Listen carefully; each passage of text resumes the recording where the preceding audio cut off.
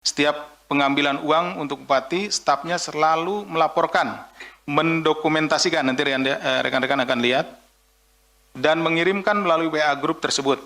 Penyidik juga masih akan terus menelusuri apakah perusahaan ini juga digunakan untuk melakukan modus yang sama atau modus-modus dalam penerimaan lainnya.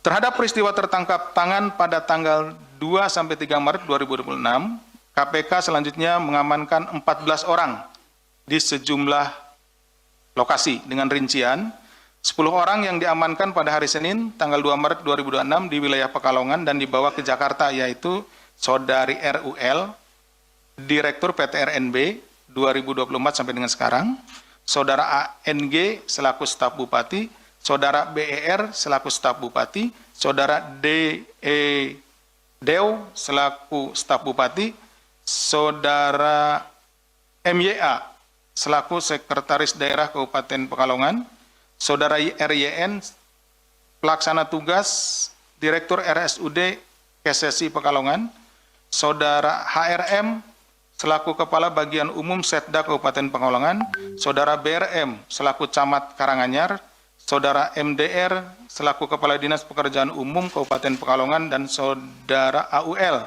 selaku Ajudan Bupati, 10 orang. Kemudian 3 orang yang diamankan di Semarang pada Selasa 3 Maret 2026 dini hari, yaitu Saudari FAR selaku Bupati Pekalongan periode 2021-2026, 2025 dan 2025-2030. Saudari HNI selaku Kabag di Pemkab Pekalongan, yaitu orang kepercayaannya Bupati. Kemudian satu lagi, Saudari FIA selaku Ajudan Bupati.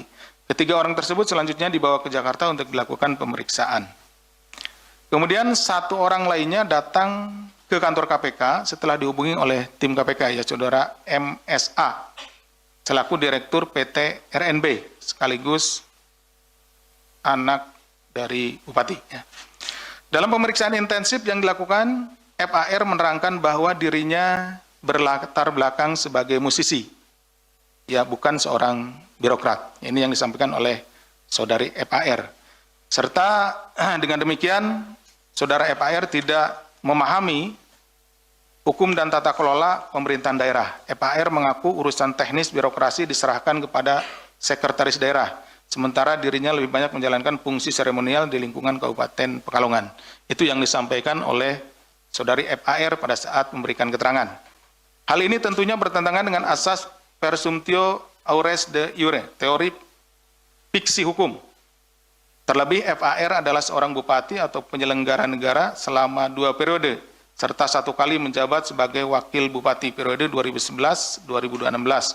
Sehingga sudah semestinya FAR memahami pelaksanaan prinsip-prinsip good governance pada pemerintah daerah. Sementara ini untuk Sekretaris Daerah dan sejumlah pihak lainnya menerangkan bahwa telah berulang kali, ya. Jadi Pak Sekda dalam keterangannya kepada penyidik menyampaikan bahwa yang bersangkutan beserta, ya, beberapa pihak lainnya telah berulang kali mengingatkan Bupati mengenai potensi adanya konflik kepentingan ketika Bupati membuat atau mendirikan perusahaan PT RNB dan kemudian ikut dalam pengadaan di Kabupaten Pekalongan. Meski demikian, praktik itu tetap saja dilakukan oleh Bupati. Jadi para pegawai atau pejabat yang ada di lingkungan pemerintah Kabupaten Pekalongan sebetulnya, ya, sudah mengingatkan kepada Ibu Bupati terkait dengan kemungkinan adanya konflik kepentingan, tetapi peringatan yang disampaikan tidak diindahkan dan tetap menjalankan sesuai dengan keinginannya. KPK melalui fungsi koordinasi dan supervisi juga telah secara intens memberikan pendampingan kepada pemerintah Kabupaten Pekalongan. Selain itu, tim KPK juga mengamankan barang bukti berupa 1 unit kendaraan milik RUL serta barang bukti elektronik BBE milik pihak-pihak terkait. Terkait dengan penetapan dan penahanan tersangka. bahwa berdasarkan kecukupan alat bukti dalam dugaan tindak pidana korupsi terkait pengadaan jasa outsourcing dan pengadaan lainnya di lingkungan pemerintah Kabupaten Pekalongan tahun anggaran 2023-2026, KPK menaikkan perkara ini ke tahap penyidikan dengan menetapkan satu orang tersangka, yaitu Saudari FAR, selaku Bupati Pekalongan periode 2025-2030. KPK selanjutnya melakukan penahanan terhadap Saudari FAR untuk 20 hari pertama sejak tanggal 4 hari ini sampai dengan tanggal 23 Maret 2026.